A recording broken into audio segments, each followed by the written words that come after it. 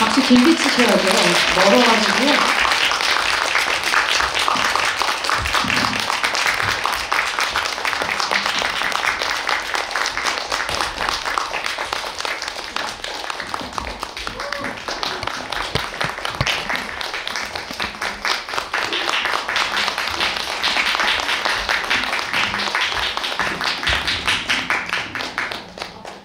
말씀을 안 드렸지만 알아서 제 자리를 잘 찾아가 주셨습니다. 아, 순서대로.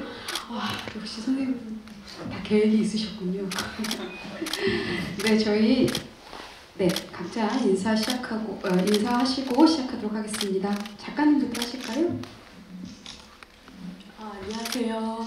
늦은 밤까지 너무 감사합니다. 저는 영화 지비하기 기획하고 각본을 쓴 윤상숙이라고 합니다. 오늘 좋은 얘기 나눴으면 좋겠습니다.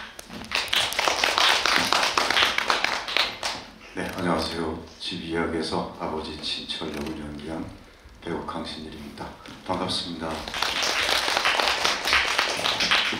안녕하세요. 전 집 이야기에서 은서를 연기한 이유영입니다. 반갑습니다. 안녕하세요. 집 이야기 연출한 박재범입니다.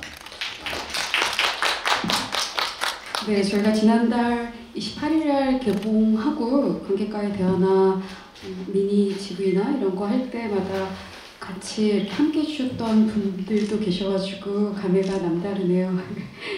네, 이유영 배우님의 그 머리 컬러 변천사를 계속 보고 계시는 분들이 계실 겁니다. 오늘도 앞머리까지 예쁘게 자르셔서 깜짝 놀랐습니다. 영화 어떻게 보셨는지 너무 궁금하기도 하고, 네, 어떻게 보면 오늘 이렇게 다 이렇게 모이는 게 또 오랜만이고 어쩌면 마지막일 수도 있는 것 같아서 마음이 약간 더 차분해지는 것 같은데요. 저희 이제 4주차, 5주차 이렇게 되는 상황에서 감독님 마음이 어떠신지 궁금해요. 예. 소감이랄까요?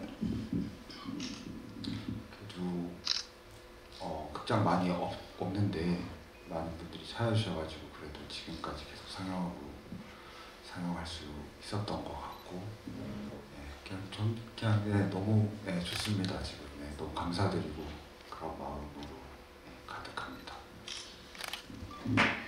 작가님은 어떠신지 궁금합니다. 제작자이자 시나리오 작가이자 네. 저는 이야기 처음 기획하고 쓸 때 정말 이 두 분 배우님이 캐스팅된 것도 너무 꿈 같았거든요. 근데 이렇게 완성되고 이제 관객분들 만나니까 더 너무 되게 꿈 같은 나날들이었어요. 그래서 너무 감사하고 이제 또 잘 보내줘야죠. 잘 떠나가야죠. 그런 생각들 하고 있어요, 요새. 그렇죠. 이 영화가 집이라는 것이 떠나는 거 머무는 것이 아니라 잘 떠나보내기도 해야 되는 것이다라는 이야기가 있었는데요. 영화도 그런 것 같습니다. 강신 선생님은 지금 또 촬영하시느라 되게 바쁘시다고 얘기 들었고요. 이유영 배우님은 정말 되게 오랫동안 쉼없이 일하시다가 지금 처음 딱 조금 쉬시는 기간이라고 얘기 들었어요. 지금 어떠신지 궁금해요. 영화 개봉하고 나서 계속 이렇게 관객도 만나고 이럴 때 심정이 어떠신지, 마음이 어떠신지 배우님 두 분 다 궁금합니다.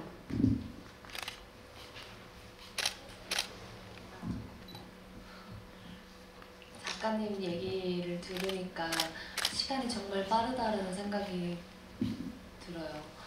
처음에 진짜 첫 만남부터 생각해보면 시간이 정말 빠르구나라는 생각이 들고, 이렇게 많은 관객분들을 만나서 영화 개봉하고 나서 가장 많은 관객분들을 만났던 것 같아요, 이번 영화가. 그래서 너무 뜻깊은 시간이었고, 꾸준히 항상 와주시는 분들 너무 감동이고 감사드리고, 모든 분들께 너무 감사드립니다. 강신일 배우님께서는 영화진흥위원회 통합전산망을 이제야 늘 확인하시면서 저희 영화를 가장 많이 걱정하고 응원해 주셨었는데요. 상업영화랑은 너무 다른 그런 스코어다 보니 이런저런 만감을 교차하셨을 것 같아요. 살짝 이야기 들려주시면 감사하겠습니다. 그 영화를 하고 이번 영화처럼 관객 수에 대해서 관심을 가져본 건 처음이었던 것 같습니다. 몇 년 전에 수성못이라는 독립 영화를 찍었을 때에는 그러니까 영화 배우 선배 입장에서 열심히 일하는 후배들에게 도움이 되면 무슨 일이든 하면 좋겠다는 생각을 했었고, 그 친구들이 영화를 개봉하고 그리고 돌아다니면서 GV하고 할 때 사실은 그때는 참여를 못했었어요. 물론 제가 주인공이 아니었기도 했고, 그런 행사에 주목을 받아야 되는 사람은 감독과 작가 그리고 실제로 주인공 역할을 했던 친구여야 한다는 생각이었기 때문에 참여를 못했었는데, 지금 집이야기 이렇게 관객과의 대담을 몇 번 지속하다 보니 사실은 그때 좀 미안하다는 생각이 좀 거꾸로 들었고요. 이번 영화를 하면서 저도 처음으로 이렇게 가깝게 관객들과 만나서 얘기를 나눠봤는데요. 여전히 쑥스럽고, 그리고 이 자리의 주인공은 역시 저 빼고 이 세 사람이 주인공이어야지 맞다고 생각이 자꾸 듭니다. 그럼에도 불구하고 제가 이 자리에 뻔뻔하게 나오게 된 이유는 마찬가지로 이 독립 영화가 많은 사람들이 이 다양성 영화가 필요하다는 것을 다들 느끼고 그런 인식들을 공유함에도 불구하고 이런 독립 영화가 많은 관객들에게 소개될 수 있는 그런 기회가 턱없이 부족하다는 것 때문에 이런 자리를 통해서 관객분들에게 그러한 이야기도 좀 나누고 싶었고, 그리고 이런 얘기들이 좀 더 주변에 좀 더 많이 좀 더 알려지고, 그래서 다양성 영화들이 조금 더 보호받고 그리고 자주 관객들과 만날 수 있는 그런 기회가 만들어졌으면 좋겠다는 생각에 이 자리에 나왔습니다.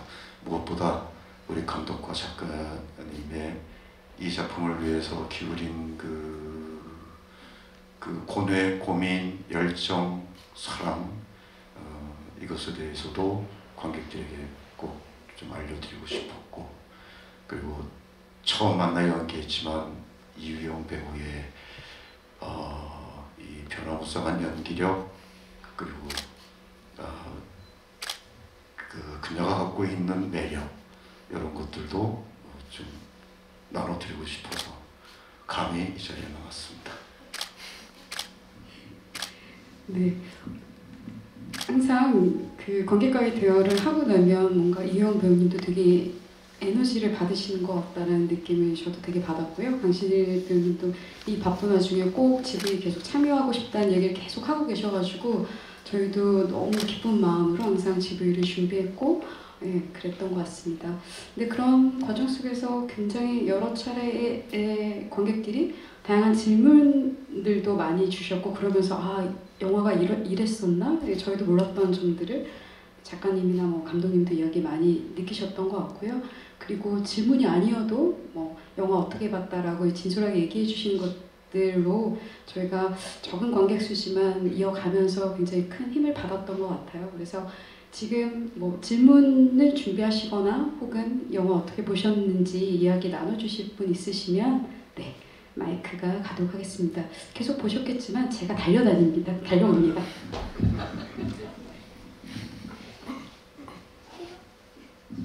영화 너무 재밌게 봤는데 그 배우님들이 라디오에서 집 이야기하실 때 작가님이 은서가 구하는 집에 대해서 이야기하지 않으셨다고 하셨는데, 혹시 영화 찍으시면서 작가님이나 배우님이나 감독님이 생각하셨던 은서가 구하던 집은 어떤 모습인가요? 그게 제가 아니고 감독님이 말씀을 안 하셨었던 것 같아요. 네, 제가 이현 배우님한테 이현 배우님이 물어보였어요 저한테. 도대체 은서가 찾는 집이 뭐냐 라고 물어봤었는데, 저는 그 은서가 자기가 찾고 싶어하는 집 자체가 자기도 모르는 상태였으면 좋겠다는 생각이 들어서 말을 안 해줬어요.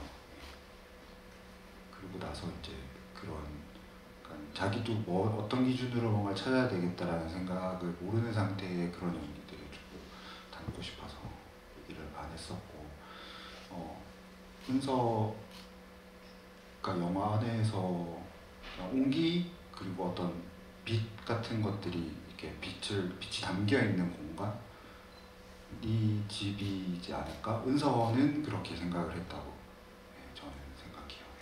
작가님은 혹시 그래도 생각하셨던 부분이 있으셨는지 궁금합니다. 그러니까 저도 계속해서 이사를 많이 다녔는데 마치 행복을 찾는 사람처럼 그때마다 집을 찾는 새로운 집의 어떤 이상형이라고 하면 그런가요? 그게 계속 바뀌어요. 그러니까 그때 나와 전집에 살았던 나는 또 다른 것 같고, 그러면서 저희는 계속 떠나는 것 같거든요. 그래서 저는 그런 의미에서 은서가 아버지의 고향집을 잘 떠나지 못한 건 아니었을까? 그래서 좀 더 머물고 그 다음 스텝으로 가지 않을까? 그래서 그런 생각으로 썼던 것 같아요. 예. 또 혹시 질문이 준비되셨으면 가도록 하겠습니다.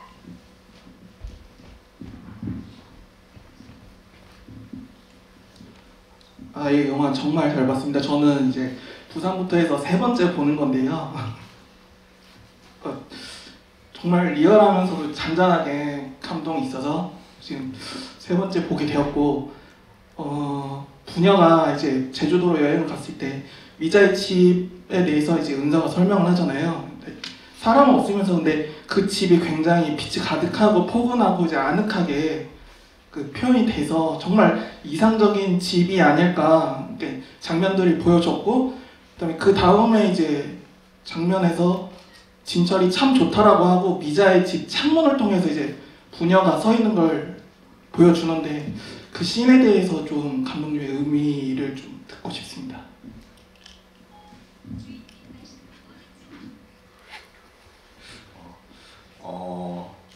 그 장면은 시나리오 과정에서부터 거의 변한 건 없어요. 거의 그대로였고, 다만 진철이 그 집을 들어가느냐, 그러니까 실제 미자의 집에 들어가느냐 안 들어가느냐로 되게 많이 고민을 했던 정도였던 것 같고, 실제 시나리오에 거의 다 있었는데, 제가 연출하면서 중요하게 생각했던 건 마음은 들어가고 싶지만 들어가지 못하는 걸 표현하는 게 되게 중요했었거든요, 그 순간에. 근데 그것을 진철의 어떤 표정이나 어떤 행동으로 보여주는 거는 좀 힘들다고 생각이 들었어요. 그래서 은서의 말을 빌려서 그 공간을 이제 나레이션을 통해서 그 공간이 보여지는데, 그게 이제 진철이 실제로 그 공간을 실제로 본 것인지 아니면 은서의 말을 통해서 진철 머릿속에서 상상한 공간인지, 이 두 개를 다 나타내고 싶었거든요. 그래서 오히려 그 마지막에 미자의 집이 나오는 그 되게 밝은 그 방이나 뭐 공간들 같은 경우에 실제로 제주도에서 찍었던 어떤 부분들을 뺐었어요, 일부러. 그러니까 이게 실제로 그 공간이 존재한다라는 거를 좀 가리기 위해서. 실제 은서가 엄마의 결혼식을 갔을 때 그 집에 들어가잖아요. 그래서 식사도 하고 뭐도 하고 하는데, 그게 이제 마지막에 나오는 은서 나레이션에서의 제주도의 모습과 이제 뭐라 그러지, 매칭이 안 되게끔 오히려 그 공간을 뺐었고, 편집할 때. 그리고 이 영화 안에서 진철이 창문 안에 갇혀있는 인물이잖아요. 근데 그거를 은서를 통해서 바깥으로 이제 뭐라 그러죠? 이렇게 바깥으로 데리고 나오고 싶은 생각들이 있어서 첫 영화 시작이 은서가 공간 안에서 창문을 통해서 바깥을 바라보고 있는 샷으로 저 영화가 시작하잖아요. 근데 그게 은서도 비슷한 상황이라고 생각이 들었거든요. 그래서 그렇게 했었고, 하지만 마지막에는 두 사람이, 우리는 카메라는 여전히 공간 안에 있지만 두 사람은 그 창을 넘어서 바깥에 나와 있다라는 식으로 좀 표현하고 싶었어요. 제가 조금 더 보태자면은 사실은 그 나레이션이 대본에는 있었는데 그 촬영 들어가면서 앞에 부분만 했어요. 그래서 인천 바다라는 다른 냄새까지만 하고 이제 그 뒤는 영화를 한번 보고 더 좀 몰입을 해서 바꾸고 싶어서 현장에서 녹음을 안 했던 것 같아요. 그래서 나중에 녹음실에서 이제 녹음을 했는데 그때 왜 그런 생각을 했냐면 그 감독이 저도 현장에 있었거든요. 계속 이렇게 대사를 바꾸거나 이런 일들이 있었기 때문에 그때 아마 파도 소리가 들려왔다고 했는데 제가 처음 거기에는 멀리서 파도 소리가 들려왔어라고 썼는데 그때 이용 배우님하고 강실 배우님께서 이렇게 거기 현장을 보고 느끼면서 멀리서가 아닐 것 같다고 가까이서 들려왔을 것 같다고 그렇게 얘기를 했어요. 그래서 저도 그런 것 같다는 생각이 들어서 그때 멀리서를 바꿔서 창문을 열었더니 가까이서 파도 소리가 들려왔어 이렇게 바꿨어요. 그래서 이런 좀 그런 기운들을 더 바꾸고 싶었고 그래서 나중에 그 복숭아 향기를 맡아 집에서 그런 나레이션이나 이런 것들을 좀 더 마지막까지 고심했고 감독님하고 얘기를 해서 녹음을 했던 것 같아요.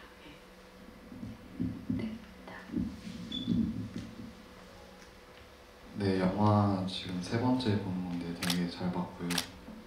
그 복숭아 김치를 어떻게 그 장면 속에 넣으신 건지 그 계기가 궁금하고, 그 신일 집에는 복숭아가 있고 그 엄마네 집에는 그 오렌지가 그 귤이 있는데 그게 약간 의도된 설정인 건지 궁금합니다. 신일 집이라고 해서 깜짝 놀랐습니다. 지금.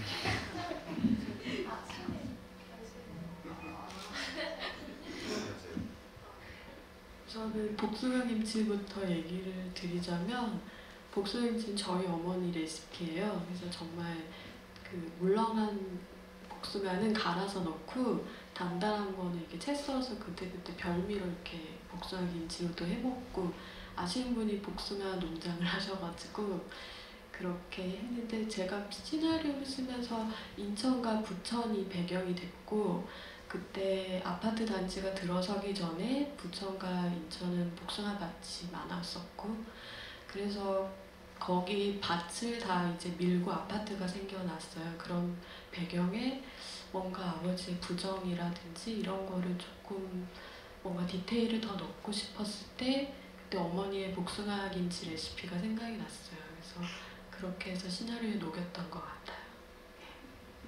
그래서 김치만 단독으로 먹지 않고 라면이랑 먹기 때문에 저희가 오늘 마지막 선물로 은주 씨가 만든 건 아니지만 라면을 준비했으니까요. 끝나고 가실 때 라면과 그리고 내년 2020년 달력을 저희가 만들었습니다. 네, 한 장씩 만들었으니까요. 다 끝나고 받아가시면 될 것 같습니다. 네. 또 다른 질문 있으시면 네, 이쪽 먼저 이렇게 할게요.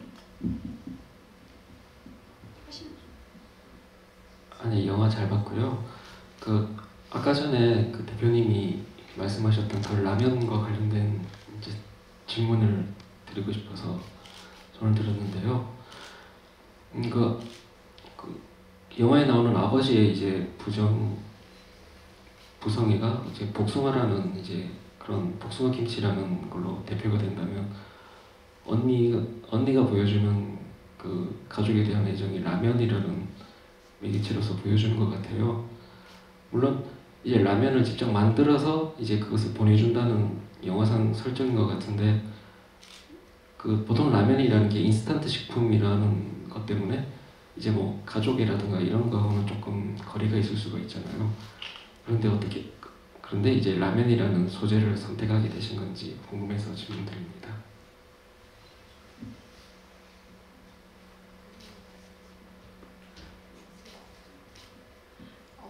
이 질문을 해줘서 너무 기쁘네요. 그런 걸 느껴주셔가지고 저는 그러니까 어떤 가족의 마음이나 이런 거 그러니까 소원했던 그 자매가 편지 한 장 없이 자기 인스턴트 라면을 보내는 게 어떻게 보면 은주 성격도 맞고 그냥 그런 언니 노릇이라고 생각을 했어요. 그래서 바쁘게 살 동생을 위해서 그래도 배고플 때 라면이라도 끓여 먹었으면 하는, 그래서 그게 전사로 은서가 고등학생일 때 아버지는 열쇠로 밖을 나가고 그래서 라면을 보내줬고 언니는 그래도 그 라면에 김치 이렇게 해서 먹으라 아버지는 김치를 담가 넣었을 거고 그런 시간들을 조금 표현하고 싶었던 거랑 그리고 약간 가족의 어떤 마음을 표현할 때 편견 없이 표현하고 싶었어요. 인스턴트 라면이든 아빠가 시간을 들여서 점점 익어가야 더 맛있어지는 김치든 그런 것들을 편견 없이 어떤 가족의 온정으로 표현하고 싶었던 것 같아요. 예. 은주가 라면을 보내지 않았으면 아버지가 은주네 집에 갈 수도 없었거든요. 택배 상자의 주소를 보고 굉장히 중요한 부분이 아니었나 라는 생각도 듭니다.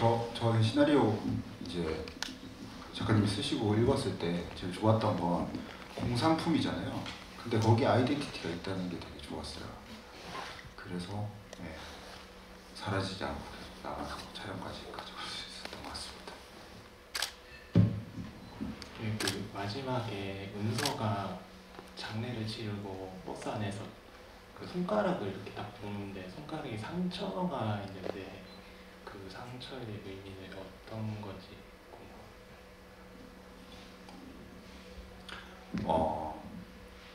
실제로 구멍을 영화 다 보신 거죠? 예. 구멍을 뚫잖아요. 그때 당시에 이제 났었던 상처인데 그냥 상처가 났다로 끝내기가 좀 싫었어요. 그러니까 이거는 은서 뭐 아버지가 알 수도 있겠지만 이거는 은서만의 비밀 같은 느낌으로 되게 좀 남기고 싶다는 생각이 들어서 상처를 이렇게 보고 있다 이렇게 뭐라고 해야 되죠? 이렇게 손을 이렇게 모으잖아요. 그런 식으로 자기만의 약간 조그마한 비밀 같은 걸로 남기고 싶었고 상처는 그 구멍 뚫다가 난 상처. 제가 아주 초반에 영화 속에 보면 영안실에서 아버지의 그 안치된 거기에 열쇠를 받는 그 손연기 그리고 거기에서도 또 손연기가 나오잖아요. 이은배님 그때 이제 어떤 마음으로 정말 궁금하더라고요. 배우님들은 인서트 찍을 때는 어떤 감정을 하는지 예쁘게 이렇게 손이 예쁜 뭐 이런 걸 보시는지 어쩐지 굉장히 중요한 손연기였기 때문에 여쭤봅니다. 그냥 얼굴 찍을 때처럼 이제 상황에 몰입해서 손연기, 뭐 발연기 할 때도 있고 근데 버스에서 그때 해가 막 지고 있었어요. 해가 너무 빨리 떨어지니까 촬영을 빨리빨리 해야 되잖아요. 근데 너무 어려운 연기였고 또 감독님 마음에 또 들어야 되잖아요. 근데 손연기 할 때는 이 버전 저 버전 그냥 한 큐에 제가 다 여러 가지로 만져도 보고 숨겨도 보고 그냥 시간이 없으니까 급한 마음에 정말 여러 가지 버전으로 길게 촬영을 하고 감독님이 편집으로 만들어주신 거예요. 그럼 감독님은 편집점을 그 연기에서 어떤 걸 생각해서 이렇게 연결시키셨는지 궁금해요. 막 찍고 편집해서 만든 건 아니고요. 저희가 달리는 차에서 찍었는데 남한산성에서 찍었을 거예요 아마. 남한산 찍었는데 저는 이제 이 손을 이렇게 모을 때에 그 해가 이렇게 가려지는 이미지를 되게 원했었는데 그게 뭐 차 운전하고 달리고 막 하는데 그게 될 리가 없잖아요. 그래서 여러 번 갔었던 거고 막 찍어서 이렇게 붙인 건 아니었고 그 순간이 되게 좋았어요. 그래서 그 순간에 쓰고 싶다라고 해서 이제 오케이가 난 거죠. 막았었어요. 연기했다는 얘기는 아니고 여기서 이영 배우님 손연기와 더불어 저희가 또 잊지 말아야 될 것이 강신일 배우님의 등연기 되겠습니다. 네, 그래서 그 등연기 그 씬은 사실 이영 배우님도 굉장히 가장 인상적인 장면 그것들로 기억하고 계신데 강신 선생님은 배우님께서는 그때 어떠셨는지 그때 상황들 이런 것들이 좀 궁금한 것 같아요.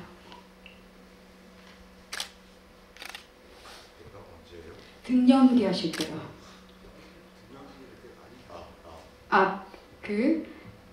거기 지나갈 때 등연기요. 그 비행기.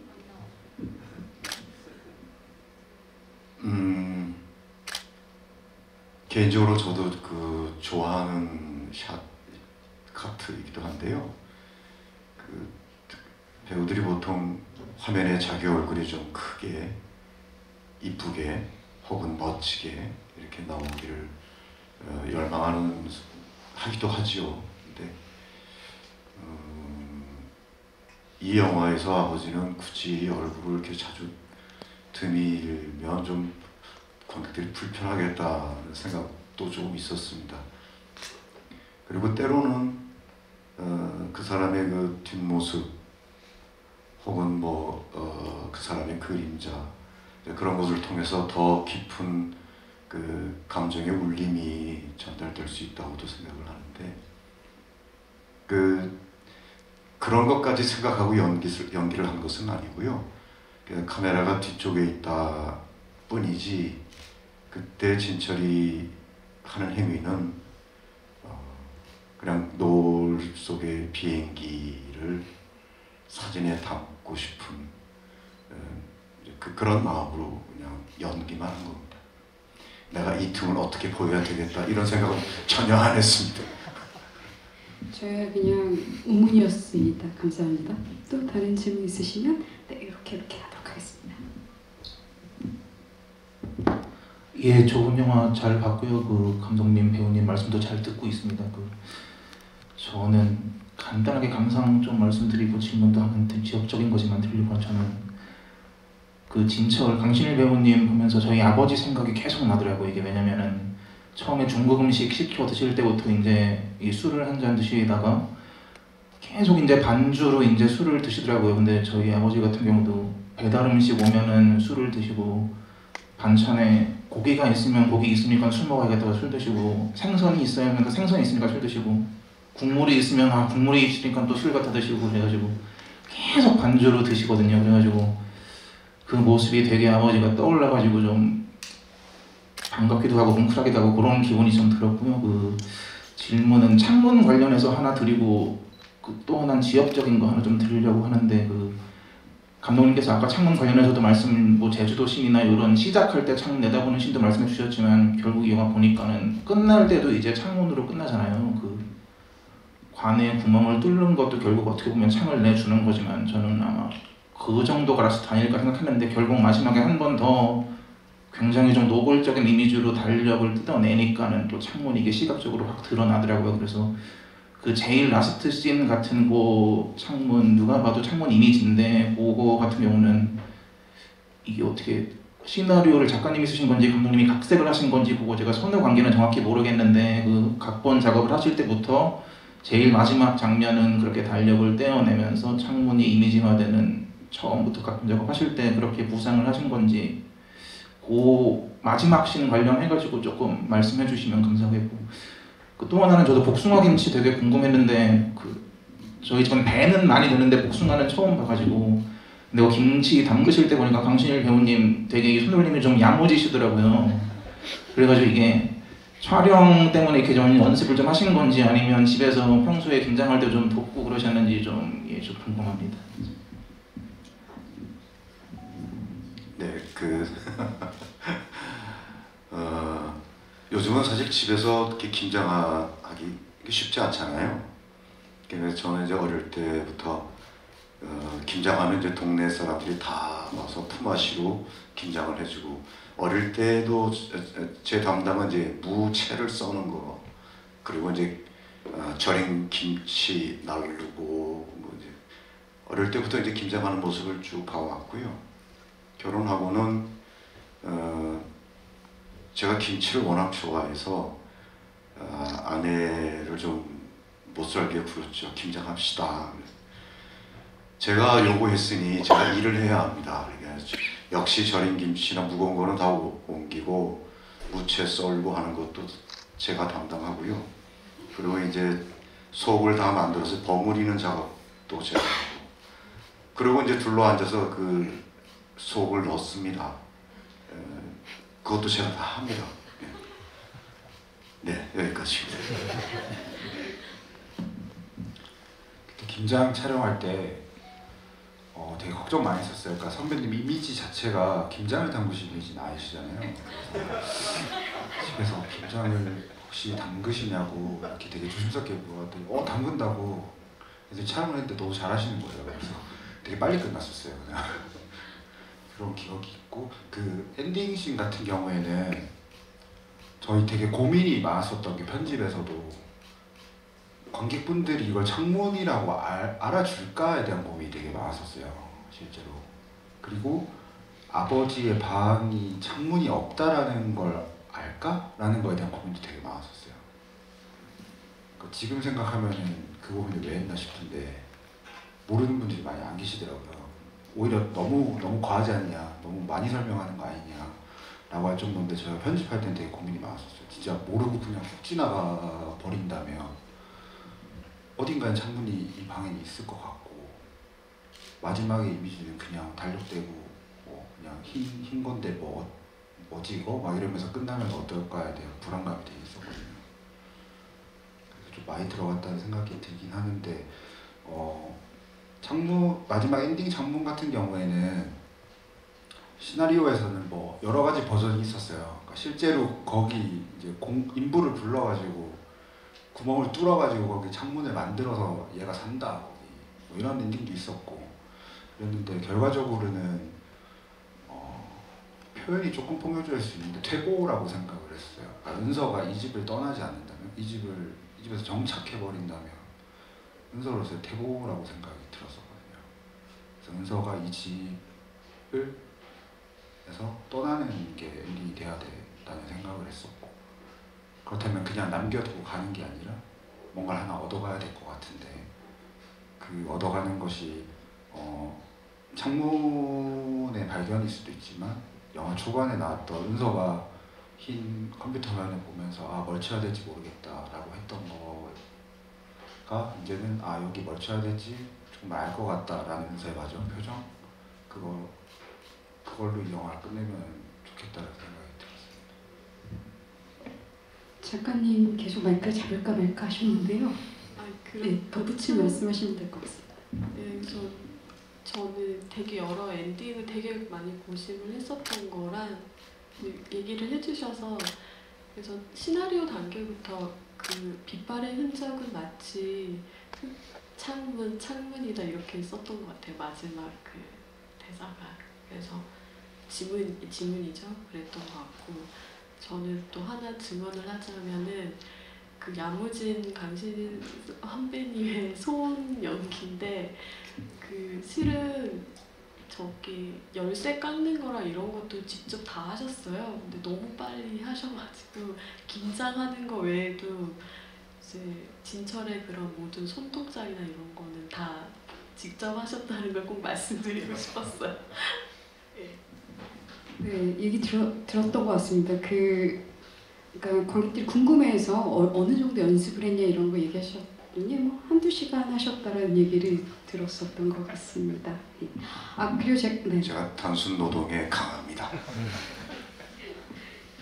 저도 처음 여쭤보는 질문인 것 같은데, 저도 궁금한 게, 엔딩의 그 달력이 날짜가 최근 달력이 아니라 예전 달력? 제 느낌으로는 미자가 떠난 해의 달력이 아닐까까지 생각을 했던 것 같은데요. 제가 지금 연도가 기억이 안 나는데 4월달 달력이었고 연도가 98년인가? 하여튼 정확히 기억은 안 나는데, 그런 것도 다 의미가 있지 않았나라는. 왜냐면 그 달력을 다른 달력으로 바꿀 수도 있는데, 아버지는 진철은 여기에 지금 머물러 있잖아요. 그 시간에. 시나리오를 쓸 때 저 이렇게 백스토리를 좀 많이 써요, 인물별로.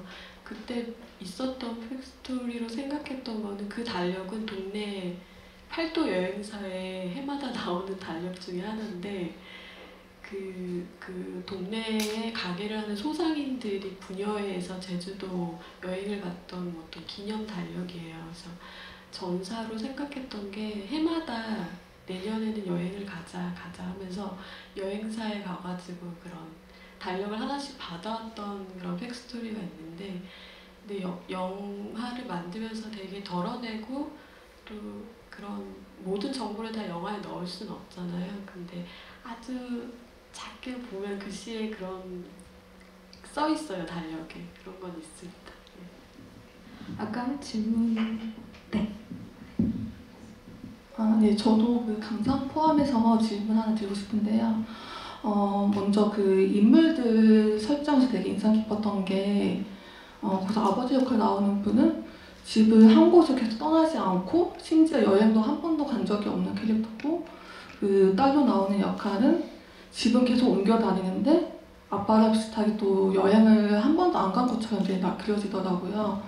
반면에 그 친구 역할로 나오는 분은 집은 계속 고정된 채로 이제 여행을 자주 다니는 그 캐릭터 나오는데, 그 세 명의 그 캐릭터가 조금 닮은 점이 있으면서도 조금 다른 게 되게 인상이 깊었고요.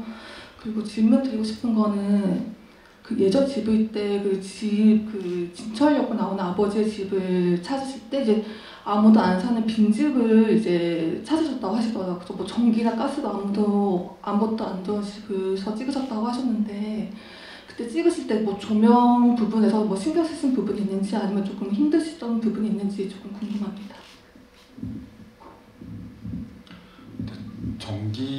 전기가 안 들어오고 물이 안 나오고 그다음 가스도 안 됐기 때문에 이걸 다 끌어다 써야 되잖아요. 그래서 되게 힘들었죠. 그러니까 실제로 배우분들이 실제로 바닥에 이제 앉으셔야 되고 막 이러기 때문에 바닥이 너무 차잖아요. 그래서 저희가 그 배우분들이 앉을 때만 각 방에 하나씩 이제 전기 배터리를 하나씩 놔뒀었어요. 거기서만 계시라. 연기할 때 뭐 은서가 바닥에 누워가지고 이제 이불에서 일어나고 막 이런 신도 있는데 도저히 사람이 이제 손을 댈 수도 없을 정도로 추웠거든요. 그런 부분들이 되게 힘들고 아무튼 진짜 너무 추웠어요. 너무 추워서 그 추웠던 추억을 이용 배우님과 강신희 배우님의 목소리를 한번 성토를 한번 해볼까요? 어떠셨는지.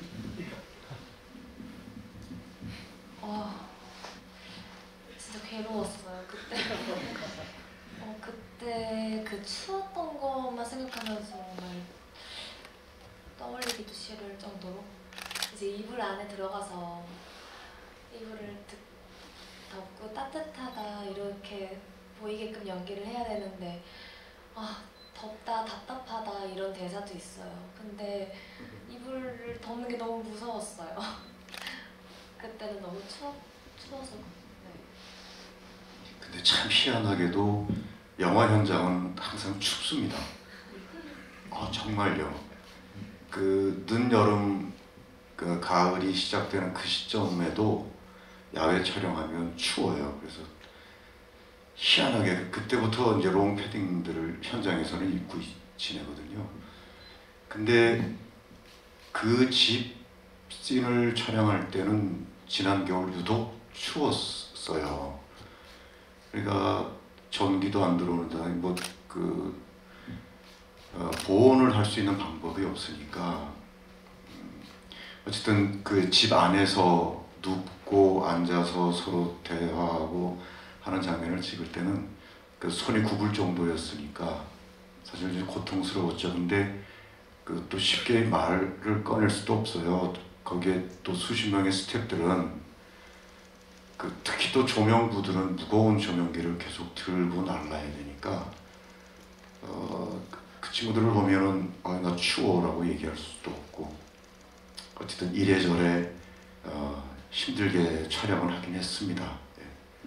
네, 감독님 원래 처음에는 세트를 계획을 하셨는데 뭐 예산 여건이나 이런 것들 때문에 결국 로케이션을 하셨고 그 집을 어떻게 헌팅을 하셨고 거기를 어떻게 채우셨는지 그리고 조명 뭐 이런 부분까지 이야기해 주시면 좋을 것 같습니다. 실제로는 저희가 세트도 생각을 했었는데 이제 아까 말씀하신 대로 예산 문제나 뭐 이런 것들 때문에 세트를 지을 수가 없어서 찾게 됐는데 그 구조 자체도 되게 특이하고 그 다음에 좀 촬영을 좀 길게 해야 되니까 일반 집을 빌릴 수가 없잖아요. 그래서 여러 군데 수소문하다가 이제 학교 근처에 재개발 단지가 있는데 거기에 이제 빈집들이 좀 있다라는 얘기를 들어서 제작부분들이 이제 가서 거기를 알아보고 이제 몇몇 리스트를 추려주셨어요. 그래서 실제로 이제 여러 군데를 가봤는데 되게 상태가 안 좋았어요. 다 뭐 되게 허름한 집부터 정말 건강에 안 좋을 것 같은 집까지도 가봤었는데 그런 집에서는 촬영을 할 수 없다고 생각을 했고 아예 분위기는 되게 좋았거든요. 뭔가 그냥 사진이나 영상으로만 찍으면 되게 영화적으로 잘 나올 것 같은 공간이었는데 거기서 찍다 보면 건강이 안 좋아질 것 같더라고요. 그래서 거기는 이제 제외를 하고 그나마 깨끗한 곳이었는데 지금 진철의 집이 무대가 되는 그 공간에 갔을 때는 되게 좋았어요. 그냥 그 공간 안에 가구가 하나도 없고 한데도 때가 막 이렇게 여러 군데 껴있고 이런 것들이 가구가 어디 있었고 옛날에 이 집에 어떻게 뭐 가구가 배치가 돼 있었고 얼마만큼 오래 정도 살았었고 아 여기가 부엌이겠구나 여기가 뭐 침실이었겠구나 여기 뭐 장롱이 하나 큰 게 있었겠구나 라는 것들이 보일 정도의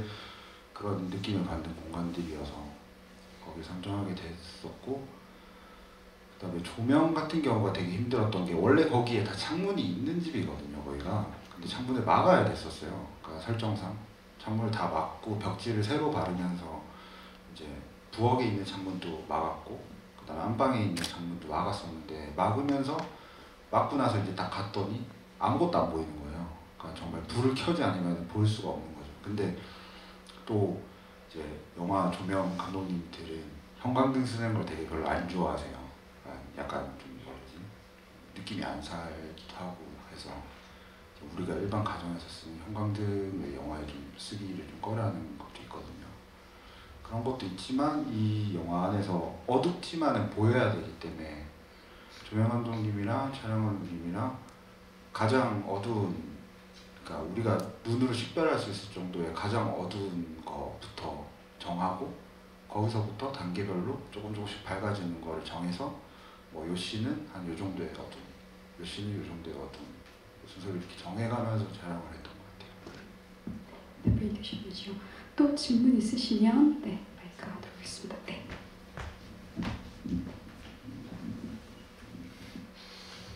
네, 영화 잘 봤습니다. 개인적으로 너무 따뜻하게 봐가지고 매주 한 번씩은 챙겨봤던 것 같은데 오늘 GV까지 참석할 수 있어서 굉장히 기분도 좋고 이렇게 질문도 할 수 있게 돼서 감사드립니다. 제가 드리고 싶은 질문이 이제 두 가지가 있는데요.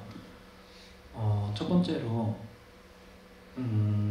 개인적인 느낌에 이 작품에서는 약간 사라져가는 것들, 그러니까 뭐 옛것으로 대표되는 것들에 대한 어떤 감독님이나 작가님의 아쉬움, 생각 그런 것들이 좀 담겨 있다라고 생각이 들었어요.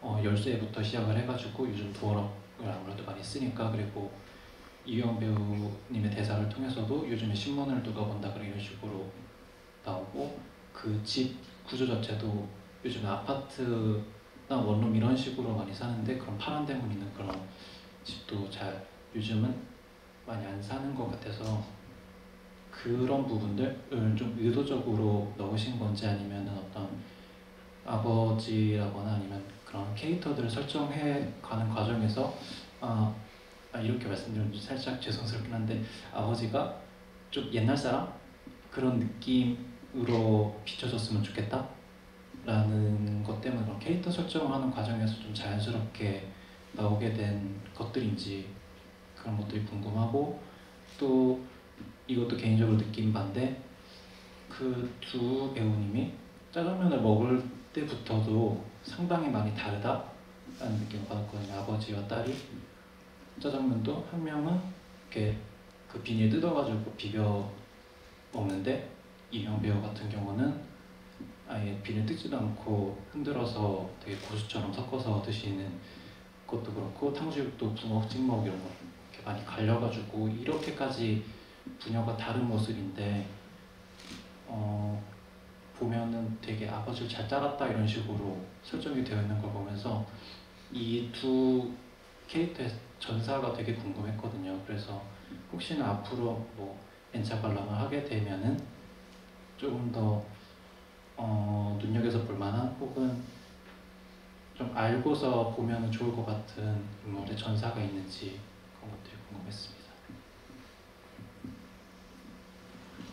여러분 저희 영화 봐주셔서 너무 감사합니다. 우선은 제가 그냥 평소에 많이 그런 걸 느끼는 것 같아요. 되게 사라져가는 것들에 대한 아쉬움이 되게 큰 사람인 것 같아요. 그래서 그런 것들에 마음을 많이 쓰는 그런 류인 것 같고, 제가 유학 생활을 좀 길게 했는데 한국에 딱 왔을 때 처음에 딱 적응 안 됐던 게 하나가 있었어요. 저는 웹포스에서 표를 샀다가 유학 가서 돌아오니까 이렇게 카드로 다 바뀐 거예요. 그래서 이게 뭐지, 다 바뀌었다 이렇게 생각을 했는데 웹표소가 있는데 그 안에 사람이 없는 거예요. 물어볼 사람도 없고. 그래서 그 안내를 보고서 한 5분 정도 걸렸던 것 같아요. 이 시스템을 이해하는 거에, 바뀐 시스템을. 그래서 저는 단 5분 안에 새로운 거에 적응은 했지만 거기 있었던 사람이 없다는 게 되게 아쉬웠어요. 그런 것처럼 되게 저희 주변에 사라져간, 저희는 편리하게 바뀌었지만 거기에는 사람이 있었고, 우리는 되게 짧은 시간에 그 사람들이 되게 오랫동안 머물렀던 시간을 새롭게 적응해 가고, 이런 거 가운데 조금 그 사람들이 머물렀던 자리에 대해서 우리가 조금은 더 잘 보내줘야 되는 거 아닌가? 생각해주고 기억해줘야 되는 거 아닌가? 이런 생각들을 좀 가지고 있었던 것 같아요. 그리고 뭔가 그냥 아날로그 같은 뭐 그런 것들을 좀 다 겪었던 세대여서 저는 그런 거에 대한 향수 같은 게 있어서 시나리오 안에 좀 그런 것들을 담고 싶었던 것 같고요. 그래서 진철의 직업이라든지 은서의 직업도 그렇게 설정한 것 같고, 그런 좀 더 기억해주고 싶고 그런 거 있었던 것 같아요. 예. 그러니까 저나 이제 작가님 같은 경우, 그러니까 뭐 자기 세대가 제일 드라마틱하다고 누구나 생각을 하잖아요. 근데 특히나 저나 작가님 세대가 뭔가 많이 변했던 시대였다고 생각이 들어요. 그냥 간단히 막 카세트 테이프였다가 카세트 테이프였다가 CD였다가 MD였다가 MP3였다가 막 되게 몇 년 안 된 사이에 뭔가 되게 많이 바뀌는 것들을 경험했던 세대이기도 해서 그런 것들이 녹아 있었던 거고, 그런 거에 대한 애정이나 뭔가 그런 것들을 가지고 있었던 것도 있고, 실제로 그냥 되게 자주 가던 집 근처에 카페가 갑자기 없어지는 때가 있잖아요. 근데 요즘에 특히 그런 게 되게 저한테 많거든요. 주위에 잘 가던, 뭐 잘 가진 않았지만 맨날 지나가던 어떤 거리에 가게가 갑자기 없어져 있고 뭔가 딴 걸로 바뀌어 있고. 근데 그러면은 아무렇지 않아야 되는데 그때 있었을 때 좀 많이 가둘 걸, 이런 생각이 들면은 작가님이 잘 하는 말인데, 후회가 생기면 후회가 된다면 거기에 이제 사랑이 있다? 그런 거였나? 그런 얘기를 자주 하는데, 그 가게나 뭐 없어진 가게 이런데 못 가봤다라는 후회가 생기는 건 그 가게를 되게 좋아했었다라는 반증 같기도 해서 그런 마음들이 좀 있고, 그런 거랑 캐릭터의 직업이나 이런 것들도 아까 말씀하신 대로 그렇게 반영이 됐던 것 같아요. 너무 중2병 환자같이 느껴졌을 텐데, 그러니까 후회가 된다면 거기 후회는 사랑했다는 다른 말일 것 같다고 그런 생각을 가지고 했고, 그 짜장면 씬인데 저는 시나리오에는 윤서가 이렇게 비닐을 벗겨서 먹는다는 게 있어요. 근데 부먹지먹은 현장에서 만드신 것 같아요, 연기하시면서. 근데 그거 옛날에는 아빠 비벼주던 짜장면을 잘 먹던 은서가 대학 가고 친구들과 어울리고 다른 환경에 사는데 아버지한테는 옛날 그 딸의 모습대로 기억되어 있는 거고 하지만 더 좋은 방법들을 터득해가는 새로운 방법들을 또 은서를 만난 거고 그거를 먹으면서 표현할 수 있겠다 해서 시나리오에는 거기까지 썼는데 비닐을 벗겨먹고 그릇에 흔들어서 비닐을 벗겨먹는 은서인데 탕수육 장면은 현장에서 만들었던 것 같아요. 그죠? 네, 현장에서 두 분이 갑자기 이렇게 하시더니 이것도 보고 못 가 이래서 네, 맞죠? 그렇게 되는 거 현장에서 만들었었어요. 네, 실제로 부먹과 찍먹파가 이렇게 갈린다고 얘기 들었었던 것 같습니다. 네. 그리고 다음 질문에서 그 전사에 대한 이야기. 네네. 네.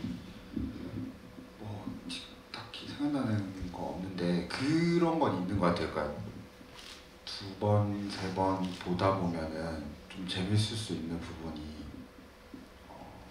와인색 가방이 나오잖아요. 그 가방의 행적을 따라가는 걸로 한번 봐주셨으면 좋겠어요. 그게 좀 생각보다 재밌을 것 같고 그 다음에 여러 군데 좀 약간 디테일들 숨겨놨던 것들 그러니까 오늘 되게 엔차글람을 하신 분들이 되게 많아서 혹시 눈치채실 수도 있는데 은서가 자기 집에서 이제 열쇠를 이렇게 꺼내고 나서 그 유리병을 어떻게 두거든요. 근데 그거 감독님 맞추신 분 선물 드릴까요? 네 좋아요. 네. 혹시 아시는 분 계신가요? 어떻게 넣는지. 복숭아병 집어넣는 것처럼. 네네. 뭐 그런 것들을 조금 현장에서 조금 숨겨놓고 그런 것들 여러 번 보면은 보이는 것들이잖아요. 되게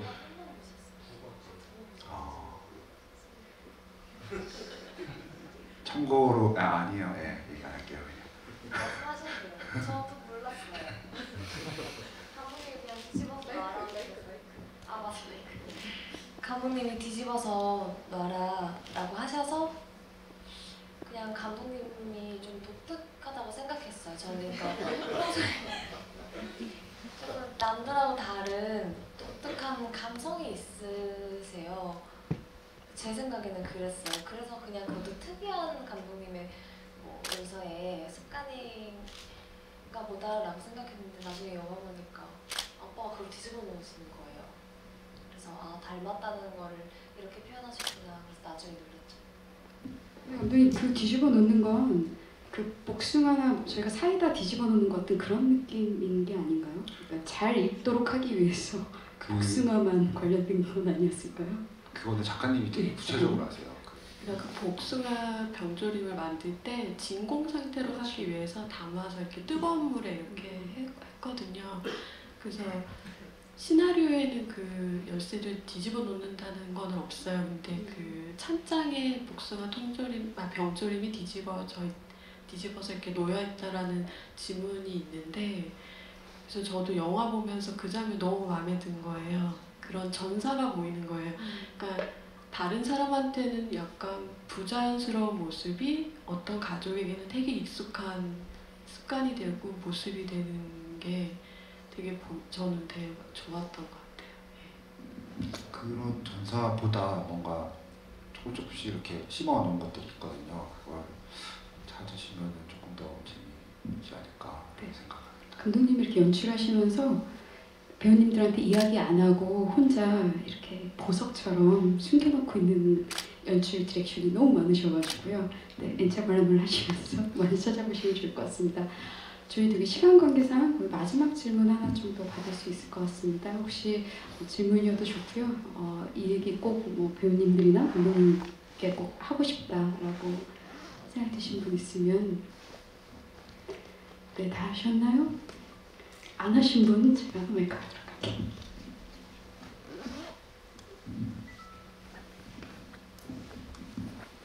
아무래도 영화 제목이 집 이야기고 집이라는 대상을 중점적으로 소재 파악을 하는 데 있어서 필요하다고 생각을 하는데 제가 관심 있게 생각하는 대사가 사람이 떠나지 집은 그대로이다 그 대사가 계속 그 인상이 남았는데요.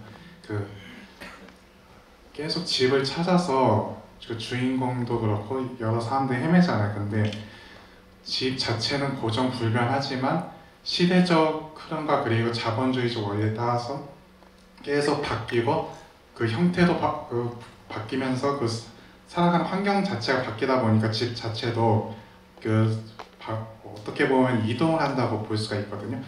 그래서 이 그 불변함의 원칙과 또는 그 변하지 않는 그런 가치 사이에서 집이라는 대상을 어떻게 바라봐야 하는지 약간 그 감독님이나 그 작가분의 시선에서 생각하시는 바가 있을 것 같은데, 네, 은유적으로 저는 그런 인상이 좀 남아가지고 생각하시는 바가 있다면 어떤 건지 알고 싶습니다. 솔직히 이 영화를 하기 전에는 그런 생각이 거의 없었어요. 그러니까 집에 대해서 별로 생각하는 것도 없고, 돈 많이 벌면은 사고 싶다 뭐 이런 정도의 되게 단순한 생각이었는데, 작가님의 글을 읽고 나서 집이라는 게 이런 게 아닐까? 그러니까 되게 긴 문장, 그러니까 긴 글을 한번 읽었었는데 집이라는 게 이런 게 아닐까라는 생각을 그때 거의 처음 하게 됐었고요. 그때부터 계속 생각을 하면서 그러니까 형태가 중요하지 않다는 생각은 해요. 그러니까 사람이 뭐 평생 한 군데에서 계속 살 수는 없는 거잖아요. 이동하고 뭐 딴 데 갈 수도 있고, 다른 누구랑 살다가 또 혼자 살 수도 있는 거고, 여러 가지 형태가 있지만 그 형태가 중요한 게 아니라 그 안에 담겨 있는 것들이 되게 중요하다고 생각하고, 그거는 사람마다 다르다고 생각하거든요. 그러니까 뭐 100집이 있으면 100집의 사정이 다 있듯이, 그랬을 때 자기가 진짜 거기에 담고 싶은 무언가가 그 집에 있다면 좋지 않을까 정도로 생각하고 있습니다. 감독님, 아니, 작가님께서 얘기하실 부분이 있을 것 같아요. 근데 저도 그 대사를 쓰고 생각을 또 해보는데 결국엔 시간의 차이인 것 같아요. 집도 영원히 계속 그 자리에 있을 수는 없는데 어떤 상대적으로 어떤 인생이 더 짧고 뭐 이렇게 느껴질 수 있는 것 같아요. 그래서 제가 처음 글을 쓸 때 집과 인생살이는 참 닮아있는 것 같다라고 느꼈던 것 같고, 그래서 집 이야기라는 이야기를 썼던 건 아닐까라는 생각이 들어요. 그래서 또 전사가 살짝 또 생각이 나는 게, 소사는 원래 진철의 어머니의 고향인데 그 어머니, 그러면 거기에 진철에 아마도 고향집이 있겠지라는 생각을 했고, 근데 결국엔 그 집이 아파트라는 게 그렇잖아요. 길을 남겨놓지 않고 집이 아파트 단지가 생겨버리기 때문에 아무리 거기에 태어나고 자란 사람도 가도 어떤 기억이라는 게 다 그냥 정말 리셋되는 것 같은 기분이 든다는 그런 지인의 얘기를 한번 들은 적이 있어요. 그래서 결국엔 집도 이제 사라지는 수밖에 없는 어떤 그런 게 인생살이랑 닮아있기 때문에 이런 얘기를 썼던 것 같아요. 그래서 저도 어떤 집은 이런 거다, 본질 이런 거다가 아니라 결국에 우리는 그런 질문들을 계속하면서 인생을 살 거고 머물고 떠날 거고, 그 과정에 여러분은 지금 몇 번째 집에 있냐는 어떤 그런 좀 질문을 좀 던져보고 싶었던 것 같습니다. 배우의 입장에서 그 장면에 대해서 말씀을 드리고 싶은데요.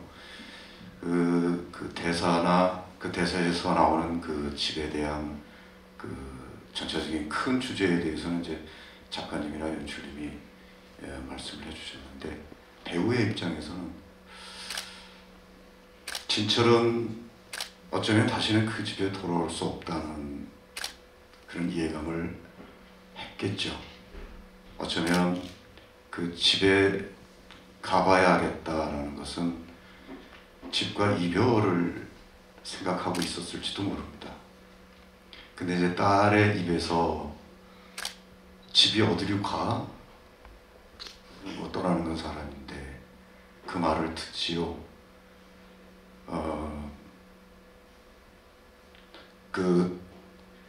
제가 연기를 잘 못했는지 어땠는지 모르겠지만 혹시 나중에 또 보실 기회가 있으시면 아버지가 그 말에 대꾸를 합니다. 그러네 떠나는 건 사람인데.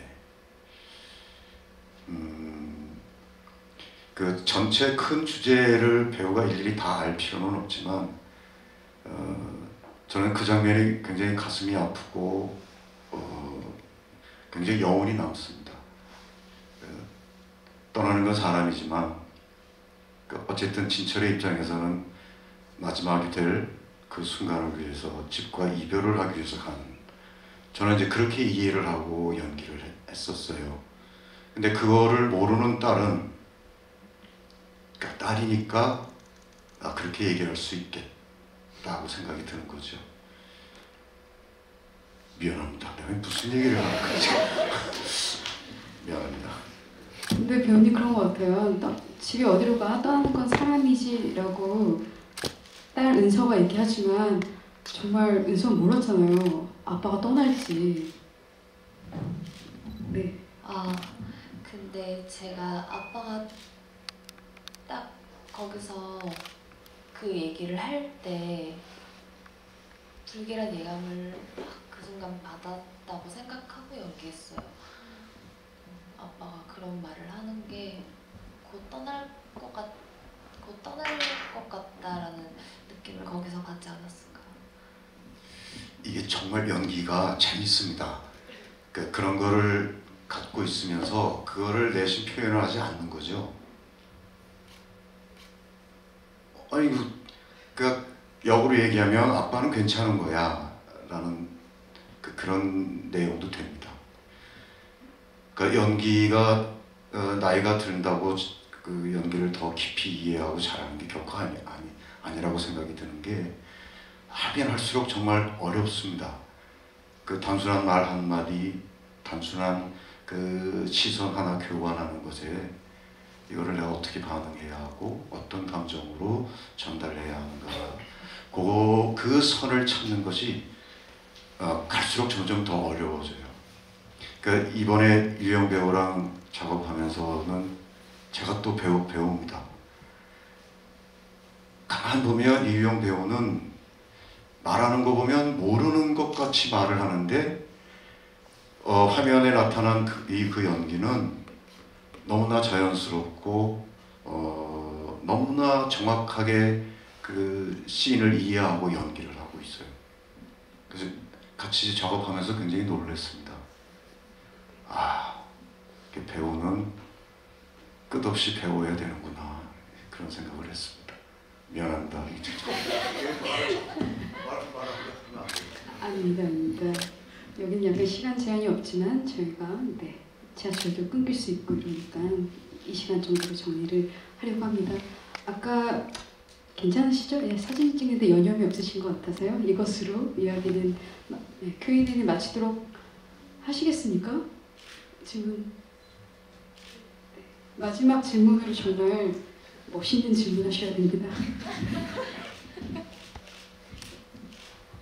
저는 질문보단 제가 소감을 말하고 싶은데, 저도 개인적으로 그 사라지는 것들에 대해서 좀 안타깝게 생각하거든요. 대한민국이 워낙 옛 것을 보존을 잘 안 하고 약간 새 것으로 바꿔버리는 그런 게 심하다 보니까 그런 거에 대해 다룬 영화라서 되게 좋게 생각했고, 또 개인적으로는 제가 그 영화에서도 아버지가 돌아가시는 건데, 저도 아버지가 몇 년 전에 돌아가셔가지고 군대에서 돌아가셨거든요. 근데 제가 같이 단둘이 여행을 떠나본 적이 없어서 그런 거 대사도 되게 와닿았고, 아버지에 대해서 좀 더 생각이 났던 영화였습니다.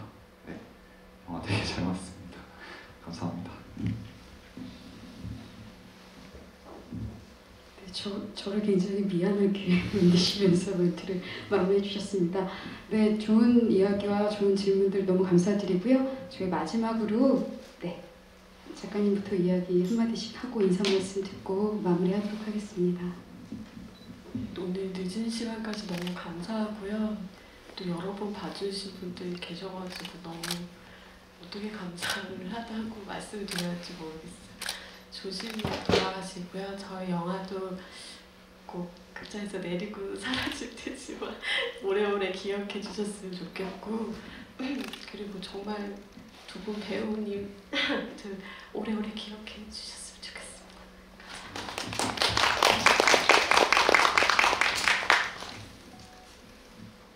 오늘 말씀을 들어보니까 여러 번 보신 분들이 꽤 많더군요. 정말 감사드립니다.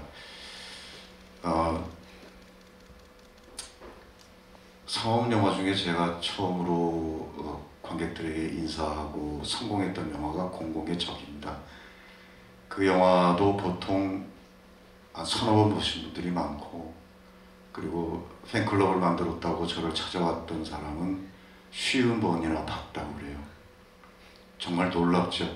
그런 분들이 모여서 그 영화는 350만 명을 채웠습니다. 우리 보통이었고 뭐 10번 이렇게 이상 보신 분들, 그런 분들이 모여서 한국 영화 최초로 1000만을 넘겼었지요. 근데 오늘 3번, 4번 보신 분들 여러분 앉아 계신데 저희 영화는 아직 10,000명이 안 됐습니다. 그럼에도 불구하고 저 영화를 계속 되풀이해서 봐주신 여러분 정말 감사드리고요. 그냥 조금 소망이 있다면 내년 설 정도까지만이라도 이 영화가 계속 스크린에 좀 걸려서 하루에 한 번 상영이 될지라도 좀 더 길게 소수의 인원이지만 관객들하고 좀 만나게 됐으면 좋겠다 하는 바람이 있습니다. 늦은 시간까지 정말 감사하고요. 연말 잘 보내시고 내년에도 좋은 일 많이 생기셨으면 좋겠습니다. 감사합니다. 10,000명이 될 것 같으면서도 정말 한 이제 몇십 명만 보면 10,000명이지 않나요? 몇백 명? 참 10,000명 관객 모으는 게 이렇게 어려운 일이구나. 제가 10,000명 기념 돌파 사진도 미리 찍어놨거든요. 근데 뭐 안 올라오더라고요.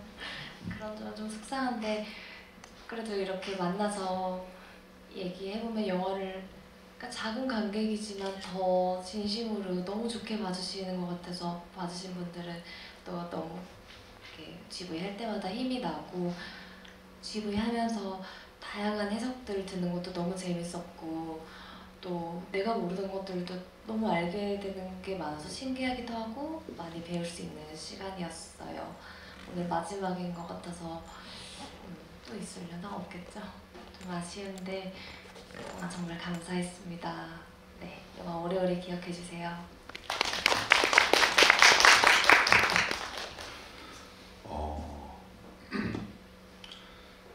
3년 정도 걸린 것 같은데요. 이거 완성하고 나서 완성하기까지 3년 정도 걸린 것 같은데 진짜 되게 어떻게 보면은 제가 이 영화를 위로받기 위해서 좀 만든 면도 있었었거든요.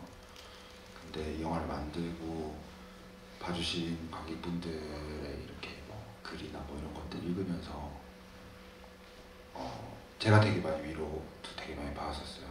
저는 이 영화가 제가 뭔가를 보여준다기보다는 여러분들의 기억 속에서 여러분들의 삶이 이렇게 조금 다시 이게 되새겨지는 역할을 했으면 좋겠다는 생각을 했었는데 그런 글들을 읽으면서 제가 오히려 되게 위로받고 많이 울었고 또 되게 감동도 되게 많이 받았었거든요. 그래서 오늘 되게 여러 번 봐주신 분도 되게 많고 근데 진짜 너무 감사드리고 그리고 이게 마지막일 수 있으니까 진짜 두 분 너무 좋으신 분들이에요.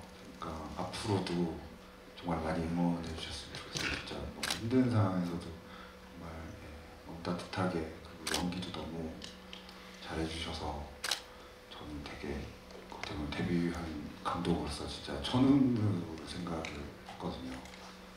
너무 감사했고 그리고 오늘